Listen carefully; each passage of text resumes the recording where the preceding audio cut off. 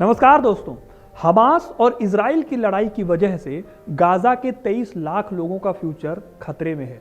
वो जहां हैं वहां रह नहीं सकते क्योंकि कभी भी मारे जा सकते हैं और दूसरी कोई ऐसी जगह नहीं है जहां वो जा सकें।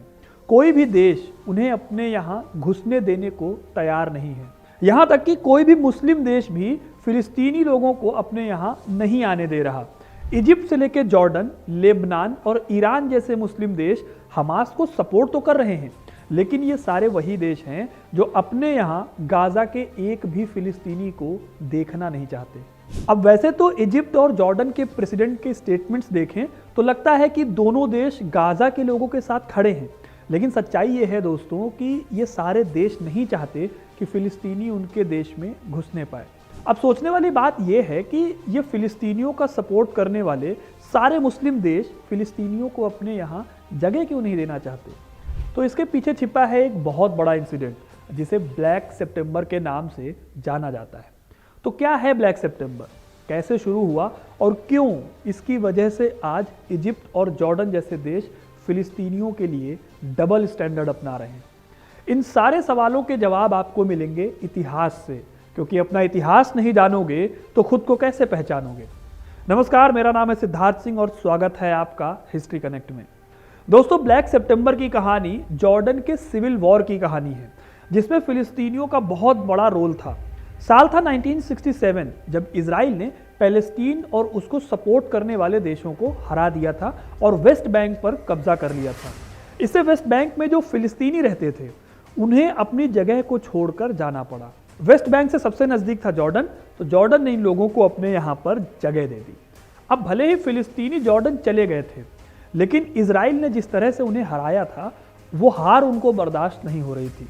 इस लड़ाई में फिलिस्तीन को पैलेस्टीन लिबरल आर्मी यानी कि पीएलओ रिप्रेजेंट कर रही थी, लेकिन उनकी हार की वजह से इनके जो नेता थे यासिर अराफात, उनकी इंपॉर्टेंस कम होने लगी थी। बहुत सारे लोग उनसे उम्मीद लगाना बंद कर चुके थे। इस बीच इजराइल से बदला लेने के लिए फिलिस्तीन के कई दूसरे ग्रुप भी खड़े हुए। इन्हीं ग्रुप्स में से एक ग्रुप था PFLP यानी कि popular front for the liberation of Palestine. इन लोगों को इजराइल से हर हाल में बदला लेना था। आज जैसे आप हमास को देख रहे हैं वैसा ही कुछ सीन उस वक्त इस ग्रुप का था। इनमें ज्यादातर यंग लड़के हुआ करते थे जिन्हें फिदाइन बुलाया जाता था। शुरुआत में फिदाइन को जॉर्डन ने सपोर्ट किया क्योंकि उसे भी इजराइल से अपनी खुन्नस निकालनी थी।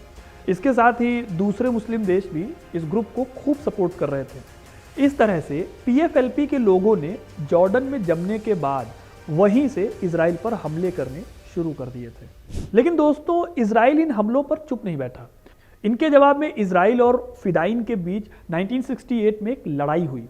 इस लड़ाई को बैटल ऑफ करामेह कहा जाता है। लड़ाई सिर्फ 15 घंटे चली थी, लेकिन दोनों ही तरफ से जमकर मारकाट मचाई गई। लेकिन इस लड़ाई में फिदाइन ने इनको तगड़ा चैलेंज दिया। इजिप्ट से लेकर सीरिया तक ने इन्हें सपोर्ट किया था क्योंकि सबको लग रहा था कि फिदाइन ही इजराइल से हार का बदला ले सकता है। खैर, एक समझौते के तहत लड़ाई तो खत्म हो गई, लेकिन फिदाइन की ताकत लगातार बढ़ती गई। धीरे धीरे ऐसा होने लगा था कि जिस जॉर्डन ने फिदाइन को रहने के लिए जगह दी, ये उसी देश के खिलाफ खड़े हो गए। फिदाइन के लिए जॉर्डन के नियम कानून कुछ नहीं थे। एक तरह से यहाँ पर दो सरकारें चलने लगी थी। एक सरकार थी जॉर्डन के राजा हुसैन की और दूसरी सरकार थी फिदाइन को सपोर्ट करने वाले यासिर अराफात की। यहाँ ये जानना भी ज़रूरी है कि शुरुआती मतभेद हुए थे, लेकिन बाद में अराफात ने भी फिदाइन को अपना सपोर्ट दे दिया और उसी के बदले में अब वो लोग अराफात को शासन के नेता के तौर पर सपोर्ट कर रहे थे। हुसैन समझ गए थे कि उन्होंने फिलिस्तीनियों को जगह देकर गलती कर दी है। एक तो अरब देशों का सपोर्ट था और ऊपर से खुद जॉर्डन के लोगों में भी फिदाइन को लेकर हमदर्दी हो गई थी।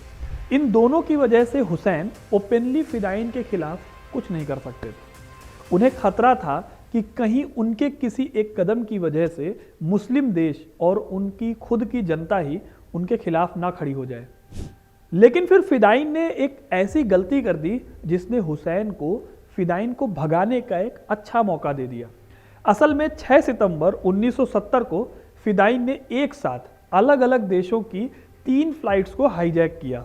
इसके बाद इन फ्लाइट्स को जॉर्डन में लैंड करा दिया। फिर इन जहाज़ों को इन्होंने ढेर सारे जर्नलिस्ट के सामने ब्लास्ट करा दिया। हालांकि इसमें किसी पैसेंजर की जान नहीं गई थी, बल्कि एक आतंकवादी मारा ही गया था, लेकिन जॉर्डन की बेइज्जती बहुत ज़्यादा हुई।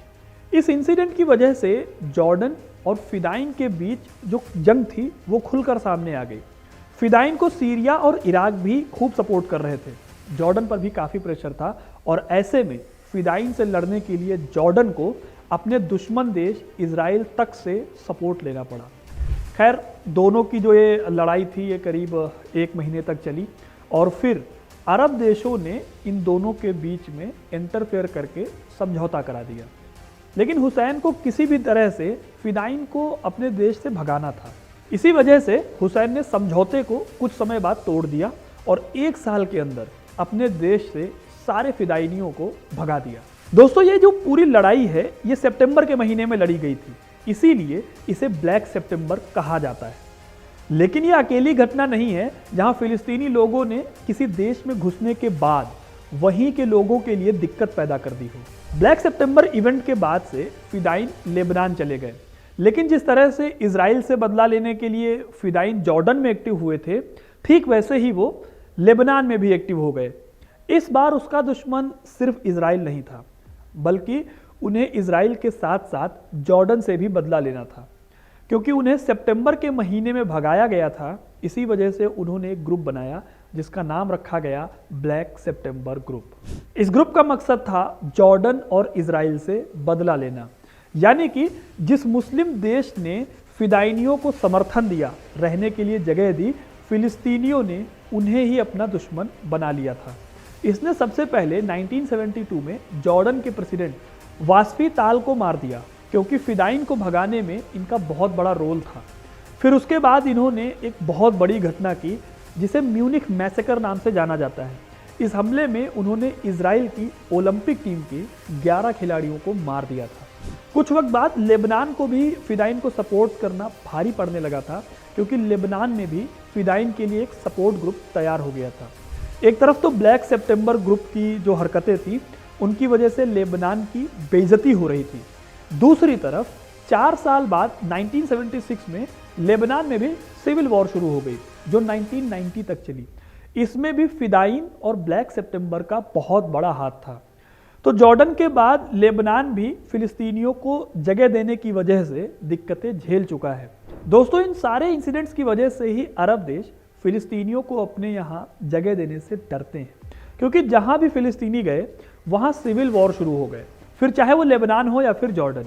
यही वजह है कि आज जब हमास और इजराइल की लड़ाई चल रही है, तब गाज़ा पट्टी के लोग जो इतनी ज़्यादा दहशत झेल रहे हैं, रेफ्यूजी बनने को मजबूर हैं, तो किसी के पास इस बात का जवाब नहीं है कि अगर ये लोग बेघर हो गए तो कहाँ जाएंगे।